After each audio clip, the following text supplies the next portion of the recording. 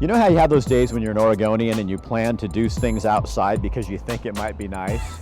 Well, that didn't happen today. It's the coldest, wettest, windiest spring day of the year, and we're in Cottage Grove, Oregon, shooting Rick Dancer television. Oh well, it's Oregon, right? Who cares? Besides, we're going to introduce you to the best cup of coffee in town, and it also happens to be the place where all the cool people hang out.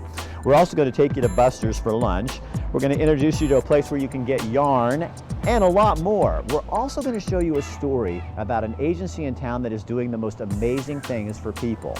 South Lane Mental Health.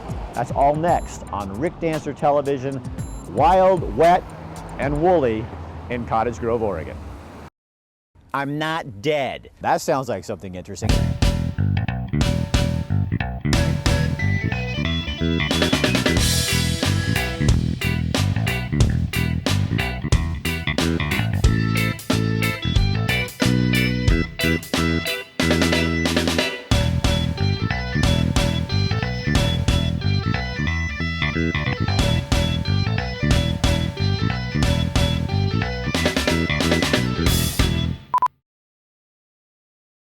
Cottage Grove has a cinema history, so Buster Keaton making The General here is probably one of the most famous movies, but Stand By Me was also filmed here, and then a movie called Emperor of the North Pole.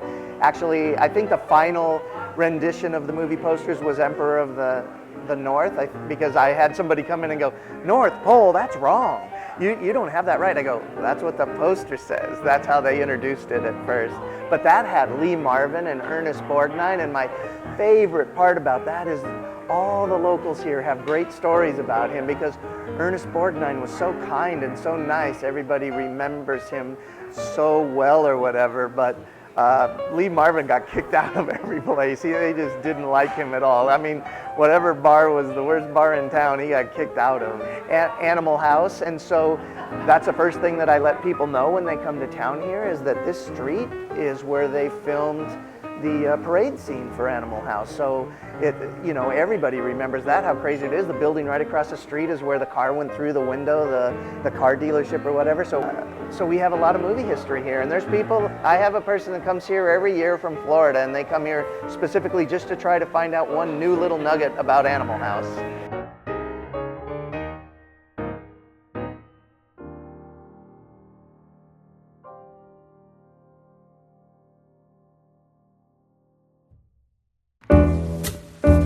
Raleigh is a hub. I mean, the vision was a place that people could come and connect. It was my connection to this community, the Cottage Grove. Thank you very much. I appreciate it. Yeah, I will. You too. It's worked. It's just, I don't know, somehow it brings us all together for the things that we have in common as opposed to, the other stuff. I've been in coffee for 30 years. Coffee's a product that we sell. I love it. I drink it. I'm passionate about the coffee, but the people, that's what drives it. That's the magic in it. I mean, the coffee brings the people. That's where I get the lift out of it. Now I'm worried. What just happened? We stick to food, music, family, coffee. That's what we do. But yeah, politics and religion, they get about a minute-and-a-half window and then we're done with it.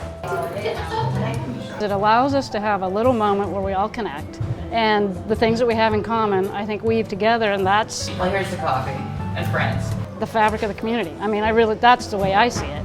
And so it's just, for $1.50, you can come in, you can connect, and we all need it. I say it every day, we all need each other. What I love about this community is that we all love kind of our solitude also. So we retreat back to our quiet spaces, our home, whatever it might be, but we need that social piece also. It's our own little reality show. It's a cast of characters, and I love it. I do. I love it. It's very easy to put people in their boxes and go, oh, you're this, you're that, you're the other. And they surprise you all the time. If you have a moment to scratch beneath the surface or have a cup of coffee, you get to learn the things that we have in common, or things that you just, put them maybe out of that box. People surprise you all the time in wonderful, wonderful ways. And I think when people risk sharing that little bit about their own vulnerabilities, we all learn about each other. And I think this creates a spot to do that, where we can kind of be real and go, yeah, me too.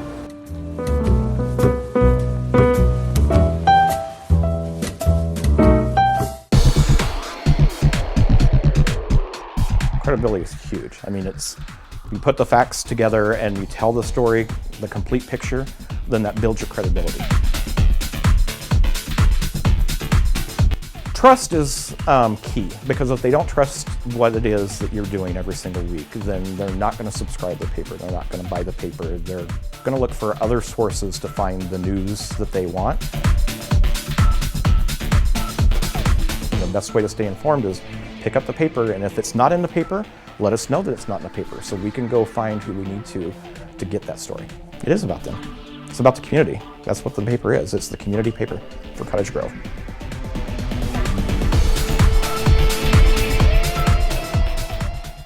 All over the country, people are looking for ways to try to help deal with the mental health crisis that's going on here, specifically the homeless.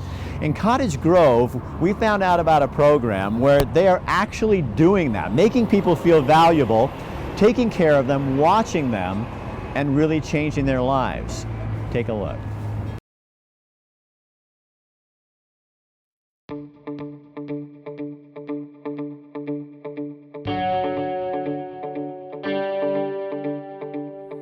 "25 miles south of Oregon's second largest city is Cottage Grove, a place where people from all types of backgrounds live side by side.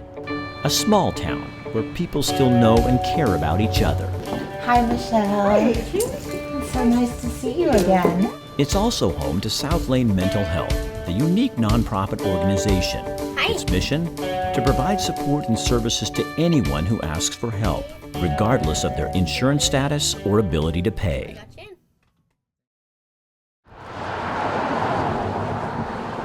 South Lane Mental Health's foundation begins in this caring community. Nearly 3 decades ago, a homeless woman with a mental illness told a local congregation she was supposed to live in their church. The arrangement didn't work out, in part because the woman suffered from mental illness and there was no place for her to go except the state mental hospital. When she was released, she wanted to return to Cottage Grove, but there were no services to support her return to the community. It was a group of people, and they got together, created a board, and said, we need a mental health agency here. There's people who are struggling. So we came up out of the earth. We didn't get planted here by somebody else. It was a seed already here. Today, South Lane Mental Health works with more than 2,000 children and adults each year. Nearly 100 employees understand and still nurture that early community vision. South Lane Mental Health is unique. Hey Raymond, good to see you. Come on in. Staff take a creative approach to treating clients. The agency is not afraid to explore a new approach, and creativity is encouraged. South Lane Mental Health is about meeting the community where the community is at. If there's a need, we'll figure out a way to fill that gap. When schools in Cottage Grove needed help supporting students who were having a difficult time, South Lane Mental Health created a program. They were ready, willing, and able to come up and provide mental health counseling. Not only my school here at Kennedy, but also Cottage Grove High School and Lincoln Middle School. Are you still having some concerns about? Therapists spend quality time with each student on an individual basis as well as in group meetings, and it works. It's working out pretty well. I think right now I got a chance because of Ryan. Sometimes families need a little extra help. I've known parents who thought, I've tried everything. The school's tried everything. Heather Haller and her son Noah needed help. Nothing was working. What they found at South Lane Mental Health was a team with a new approach. In March, April of last year, he started going suicidal. And at a 7-year-old, 8-year-old, that's not normal, it's not healthy. We've got 4 more minutes left and then we're gonna move on to a new activity. I've never seen such a dedicated kid to art. They provided us with one-on-one counseling, the skills trainer, someone that came into our home and said, look, here's some ideas for you. It's challenging. It wants you to do this one in 3 clicks. Heather still can't believe how much Noah has changed since the family started working with South Lane Mental Health. Yeah, you're right. He has a lot more self-confidence. What needs to be read there? So I think you can do this. And that's huge for him. There you go, good job. Got it! South Lane Mental Health understands the community it serves, offering programs the community needs. individual and group therapy. A staff of psychiatric nurse practitioners provide assistance with medication and prescription management. Housing and parenting support are also made available. When it comes to children, South Lane Mental Health is both original and effective in its approach. There are toys, sand trays, She likes this toy. and even a therapy dog and a therapy donkey on call.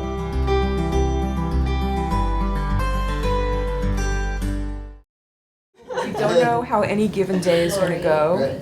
So for today, Lori's going to check with him, and maybe after that at Med Run, I'll swing by as well. And maybe we do that every day. South Lane Mental Health excels in making every effort to ensure that even its most mentally challenged clients not only remain, but thrive in the community. Defendant, watch out for that. Like, any opening you can get in there, right? South Lane does not shy away from working with the most challenging people. I was in the mental health system when I was an adolescent. Hi, Lori. Come on in. Thank you. Clients like Adrian are able to live on their own because of a special team at South Lane Mental Health. We're always hands-on, eyes-on, so we know when things are going awry, and we know when it's time to step in. What we really do is we add somebody to their life that cares about them. She always checks in with me and she asks me how I'm feeling. I see myself becoming more integrated in the community. Thank you so much. You're very welcome. I enjoy that.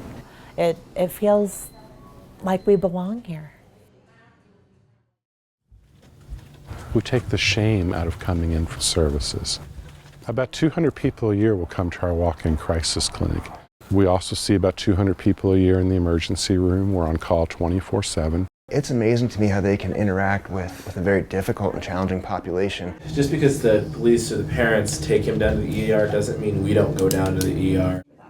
And our first thing is, let's assess what's going on and help this person be safe. Since if we take somebody over to the hospital in a crisis, they'll come over and visit them, talk them through the issue, and then they'll follow up with other resources, other appointments later on to help them with treatment. And we don't get looked down on. South Lane Mental Health treats everyone with respect, dignity, and encouragement. That's okay. Everyone. You did really good. Grab a chair. Because I've had opportunities to go to other agencies, but I've stayed here and commuted half an hour each way every day because this is the only agency in Lane County that I would want to work for.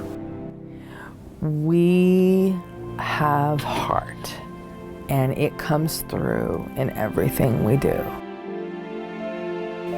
To see people who have had really tough lives and have a lot of hardship ahead of them still, but to see hope and to feel hope with them and to see change, I mean, that's what it's all about. That's what life's all about, I think, you know?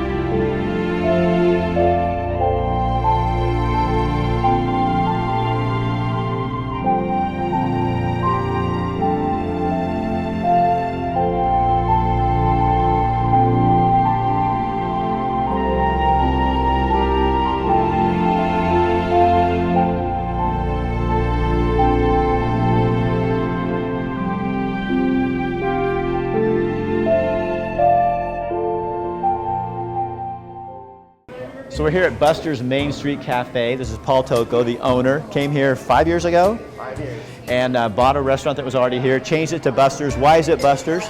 Well, it's Buster's. It's named after Buster Keaton. As Buster Keaton filmed a movie called The General, which is considered his most famous movie in 1926, and it was filmed here in Cottage Grove. And he stayed in this He hotel. lived in the hotel for the 5 or 6 months it took to film it. So what are you guys doing here? What is Buster's restaurant? What do you want it to be known for? Well, originally when I thought of opening it, I wanted it to bring flavors from all over and bring it to small town America. So I wanted people to be able to be in this small community, be able to try things that were all around the country or around the world. So then we've really just gone to the next level and make really nice stuff. Tell me what that is. I mean, what are you most famous for? Well, I would say our Eggs Benedict is probably what we're most known for. And we make stuffed French toast.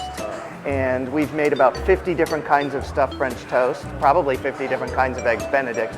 So we have regular items on the menu like smoked salmon Eggs Benedict, and then we have crab cakes Eggs Benedict, and then a traditional Eggs Benedict. But then for the stuffed French toast, it changes all the time. So it's on the menu just as a set price, but it might be Nutella, mascarpone stuffed French toast, or it might be fresh blackberry, from that are grown here. But always candied bacon on top. Always candied bacon on top, yeah. Now, you guys also do like kangaroo and elk and... Oh yeah, water buffalo. A lot of it is in sausage form, so we can use it in omelets and for Eggs Benedict and things, but we've had ground kangaroo. Within the first year, we were #1 on Yelp, and then finally became #1 on TripAdvisor. So travelers coming down I-5. Oh, as soon as they bring up one of those apps and they look, we're very fortunate. We've worked really hard, so we're 4.5 stars. And so, in fact, the other day there was a guy in the back room who goes, "This is the first 4.5-star restaurant I've ever been to." So that's always very exciting. So you're having fun. Oh yeah, I mean, that rating comes from over 180,000 people we've served in this little restaurant that for the first year and a half, we only had 24 seats. So now we have like 42, but 180,000 people have been through here in the 5 years. So that's when they're leaving reviews and telling you, that's a pretty good average. So if you're going to Cottage Grove, yeah, you gotta you're coming come to through, or if you live here, you need to try Buster's. Yeah, you gotta Historic, try it. fun. Oh yeah. And you get kangaroo with Paul. Yes. Hey, thanks for being with us. All right. Yeah, man, that was awesome. Good.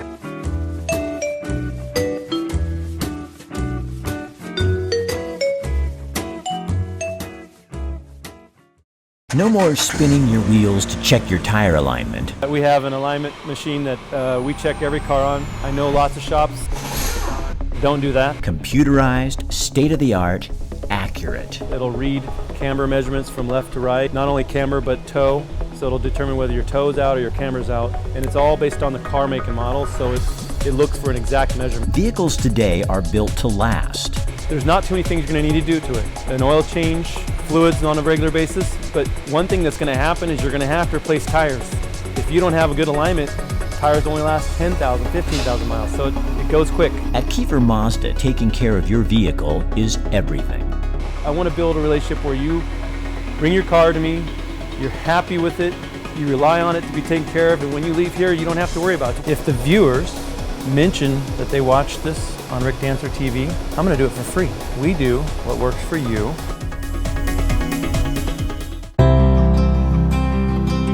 New Horizons in Home Care, we've been in business for actually 30 years, and we're the largest independent in-home care agency in the state. We serve medically fragile children all the way up to 100 plus. So it can be anything from, basic housekeeping all the way up to some type of medical need that person might have. All of our care managers that oversee the caregivers, the CNAs, are nurses, and those nurses provide that oversight. We always have a nurse on call all weekend, all night.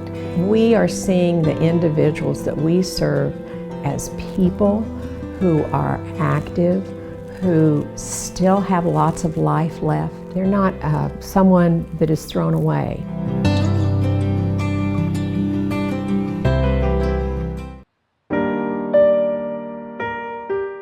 We're here in Cottage Grove at an independent yarn. Julie Kinorowski is the owner, and knitting and crocheting is back. It has been. It's been coming back for a few years, hasn't it?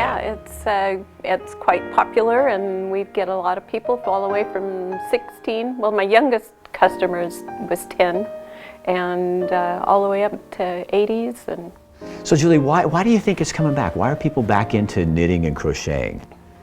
I think that it's I don't know. It's kind of therapeutic. You have fun making all kinds of things. We have a lot of people that make clothes and stuff for the grandkids, and so that's a fun way to give a part of yourself. Natural fibers are coming back, so that makes it more popular to do that as well. Right.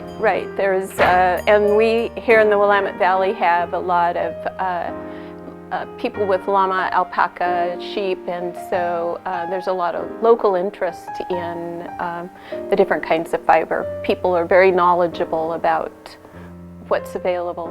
So what is an independent yarn? How do you describe this little place here? Well, it's a local place for people to come and knit and gather. It's a community of people with similar interests.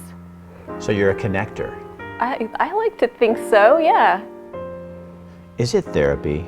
I think so.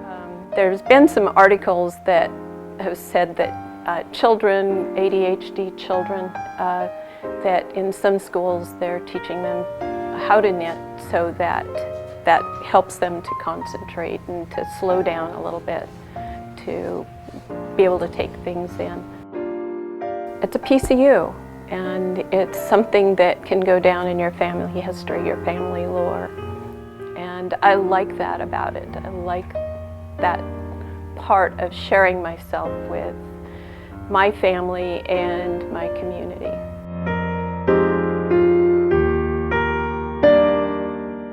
I should have been born in the 1800s. That's when I feel I should have been born.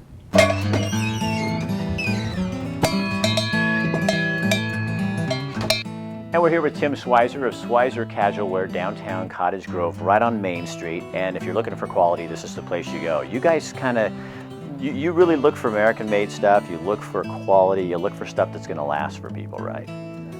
Tell me what you guys are doing here. Well, we've been in business since 1972. My father started it, and he used to work for the Bon Marché, downtown Eugene, so he's been in retail forever. And he saw the opportunity here, opened it up. It used to be an old mercantile store that you couldn't even see the lights. It was so filled up in here. There's not that many stores like ours left. It's shocking to a lot of people when they come in the door and they look around and go, oh my word, where did you guys get all this?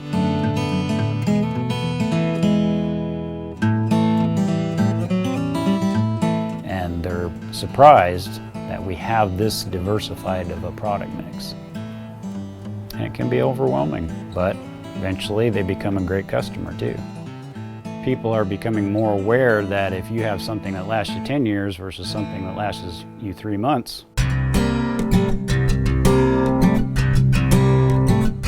that your hard-earned dollars, which are very hard to get these days, they go farther. And with the dollar's purchasing power being where it is, it just makes perfectly good sense to get something that's going to last you. We have a jewelry store that's been 100 years, icon in this community, and because of the economy the way it is, we're probably going to consolidate it, bring it down here, make this more of a departmentalized type of a mercantile store. We're going to add on sporting goods and different things like that diversify our product mix. You're stepping back in time and seeing something that your grandparents used to be in all the time, and they took it for granted. But today, you know, if you can step back and feel some of that,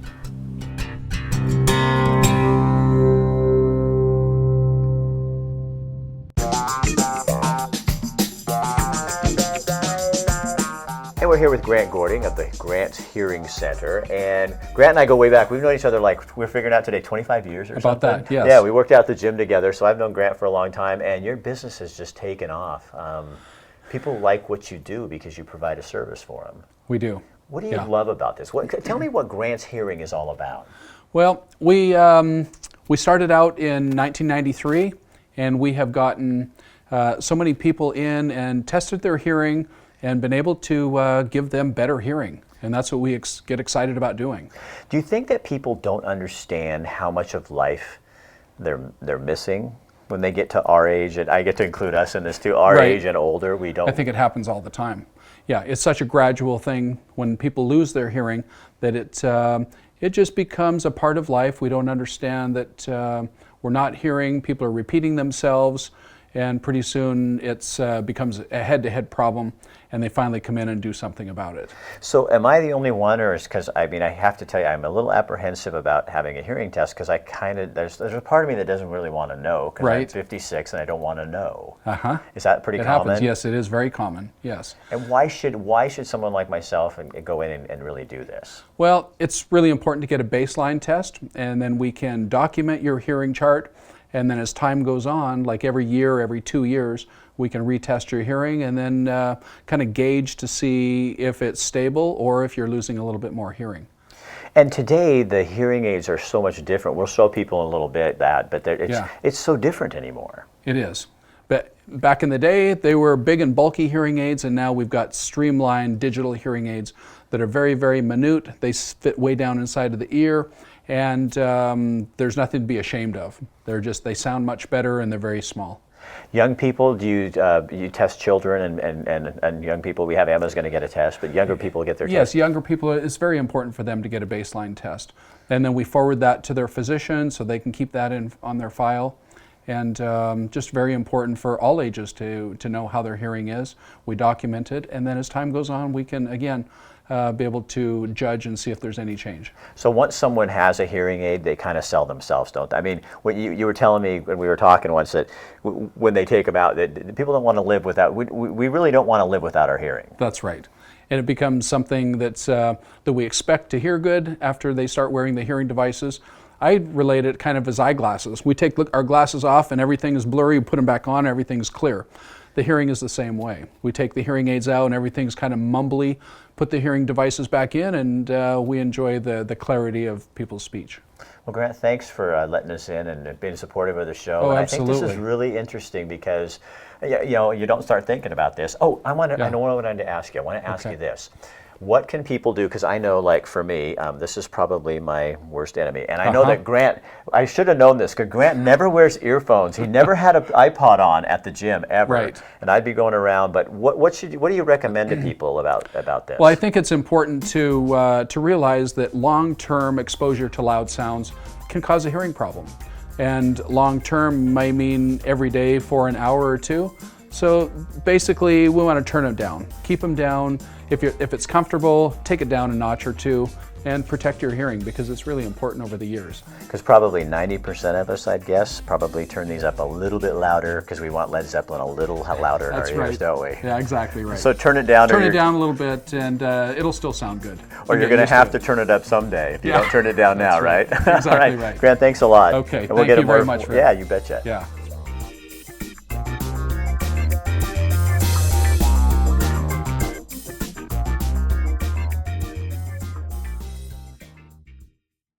Cottage Grove, and we're going to talk about some stories we're producing today. We're going to talk to, anyway, the South Lane Mental Health System. What is it? South Lane Mental Health. That's just what it is. Okay, community, the South Lane Mental Health Society. Why? It's South Lane Mental Health. It's not a society. I don't know why.